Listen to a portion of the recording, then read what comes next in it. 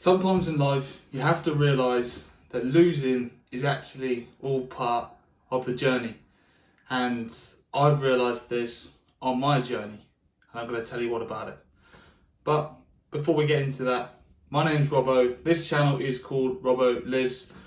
It's kind of all about my life, to be honest with you, and the fact that you need to live more authentically to you, who you are as a person, and that you shouldn't wait until you're retired to start living your dreams. And sometimes in life you can go down a bit of a different path, the path that wasn't actually meant for you, and then you kind of think, how do I get back to myself, and to be true to who I am and how I want to live. So if you are new around here, please make sure to smash the subscribe button and like the video, and let's get into it. So as I just touched on there, sometimes in life you have to lose at something, or something has to not go your way. And sometimes in that moment we can think this is the worst thing that could ever possibly happen to us. And you feel so much regret, pain, all of these emotions. But on the grand scheme of things, when you look back, it actually all had to happen in order for you to get to where you are. So for my story in particular, about 5 years ago, 2018, I was really into my boxing. Now, I've always boxed since I was probably 9-10 years old. My dad took me there in order for me to harness my anger as a child, or my sort of hyperness, shall we say. Made me disciplined, and I absolutely loved him for that. Taught me self-defense, taught me so much about life. And my dad was always known as being sort of like, I don't want to say a hard man, but he was always known as being sort of tough. He was a doorman for like 30 years, was notorious having beaten people up and blah blah blah blah. So I always felt like I had to prove something to him. So I never had a boxing fight or a boxing match, but I had always thought about it. I kind of wanted to prove myself to him, to prove to myself that I was able to like fight and be as good as he was. Do you know what I mean? All these things, and I kind of wanted to prove that to him. But as I was growing up, I never done that. But I got back into boxing quite heavily. I'd always done it since I was like 10 years old, but I just never had the courage to actually have a fight. And it's a really big thing getting into a ring to have a boxing match. Anyone who's ever done it will know that it takes so much guts and balls to actually step into somewhere, into a ring, and have a fight with someone that you know is going to be just swinging as hard as you are to knock the head off. Whatever age you are, it takes balls, takes guts, takes courage. Anyone who's ever done it will know. And in 2018, I've been boxing again for a year and a half. And I thought, this time I'm really going to go for it. This time I'm going to fight. And it happened. I scheduled a fight to happen at my home show in Norwich. And the plan was, I was supposed to smoke this guy. And I was better than this guy, my opponent, in every single way. Faster, fitter, more technical, better boxer, all these things, more powerful, all these things. I was a good boxer, and I should have won that fight, but I didn't win this fight. I didn't win the fight. For 3 rounds, I was all over this guy, absolutely all over him, beating the crap out of him, to be honest with you. But I tried too hard. For the knockout. And literally about 10 seconds left, he caught me with a good shot from the gods, and I went over. I didn't make the count. In amateur boxing, they don't give you a count. If you went over, it's kind of like, that's it. And that happened. I got back up. I wasn't knocked out, but I was knocked down, and I lost.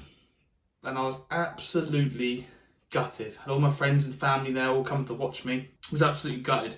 Felt like I'd let everyone down. Thought I'd let my dad down. I took it really hard. I was actually severely depressed. Smoking weed every day after this. Drinking. All of these things. I was just, can't even tell you, I didn't even want to live, to be honest with you. I just felt like I let myself down, let everyone down. Was just absolutely gutted about the whole situation. I just felt like I wasn't worthy. And it's stupid really, because it's like, that doesn't validate me as a person or as a human, but I put so much on it, and I lost. So when I wanted to win so much, and when I lost, it just meant world ended to me, kind of thing. And obviously that wasn't actually the case. I'm sipping on my tea at the same time, decaf with oat milk and honey. If you don't know, get to know.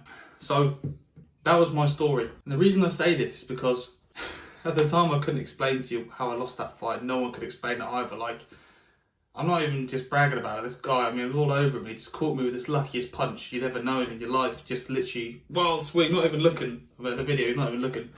Just catches me with it. And it took me ages to process it and to actually accept that it was okay for me to lose that. And it was honestly only about 2 years ago that I fully accepted and forgave myself for that. It took that long in order to do that. And I only just realised something else about that night when I was just speaking to my partner about it. And we were just talking, because we were talking about life and stuff like this. And then the moment came up when we met each other. And because I lost that fight, I didn't end up entering another boxing competition. I was supposed to enter a boxing competition 2 weeks after, and had a load of boxing competitions lined up over summer. But because I lost that, I stopped boxing because I was so gutted and so scared of losing again that I stopped boxing for the club. And I then went on a load of holidays and benders. And on one such holiday, I met my now partner, the woman that I've been with for a very long time. And if I had never lost that fight, I'd have never ever met my woman. I'd have never gone on that holiday, never been drinking, never been out partying, would never ever met her. And now I'm sure she's going to be the woman that I marry, the woman that I have kids with. So I had to lose that fight in order to meet her. And life has a really strange way of doing things. But that was the path, for some reason, that I had to take in order to meet her at that exact time, because we met each other abroad in Cyprus and she was working there. The night I met her was one of her last nights before she went back to where she lives. So I had to meet her at that exact point in time, and it all happened for that exact reason. Another reason as well, part of this, which I've only just realised when I think about this, is the night I met my partner, my woman, we sat on the street talking, had a few drinks, and she asked me what my dream was to be, what I wanted to be, if I could be anything, what was my dream? And I said to be an actor. And I'd always been an actor at school. I'd always done acting in high school, even as a little kid, been in the nativity play, all these kind of things, done it in middle school, high school, been in like the lead things. And I didn't do it at university. And the reason I didn't do it at university is because I was scared that it wouldn't lead to a career. I watched something like a comedy show when I was younger, and they said that like having a grammar degree would get you nowhere, it's pointless. And maybe they're right in some ways, but maybe they're wrong in others. And I took it as that being right, and I ended up doing another degree which was absolutely pointless. And I went off my purpose and my dream kind of thing. And it was at that moment in time when she asked me why I didn't do it anymore. And I said, why don't I do it anymore? I thought to myself, why don't I go after my dreams? Why don't I act? Why don't I do this anymore? It's a really good question. Why? And after that night, I got back to England after a holiday. I went on to a casting platform called Star Now. You can find this casting platform now. You can apply for acting auditions, apply to be a background artist, all these things. You can apply to be a job, be an actor in different jobs. And I applied for this. And I also signed up to an adult acting class at Theatre Royal, near where I live. And I went to an acting class, and this was all after I met her. Fast forward 5 years, and I'm now a professional actor, acting full time. I'm on IMDb, on Spotlight. Spotlight, for those of you who don't know, is like a thing you have to get to as an acting professional when you achieve professional credits, and these things are things that have actually been released places. I've been in TV shows, movies, had a great time doing them. I've just been released in a movie, Goldilocks and the Three Bears, Death and Porridge. It's currently out in the Middle East, in cinemas, Japan, the Philippines, UK release and US release scheduled later the year. And I have managed to do all those things. And I've also, I should say as well, I've gone through the British Action Academy. I'm now training to be a special action actor. I've done special action on set, fighting on set, all these crazy things I've done, acting, just amazing sets I've been on. And all of those things, me being an actor and now doing that full time and living authentically myself and living and doing what I love, would have never happened if I'd have never ever lost that fight. And it's even crazy for me now to think about it. So the moral of the story is, don't be afraid to lose. Don't be afraid to fail. Because failure isn't final.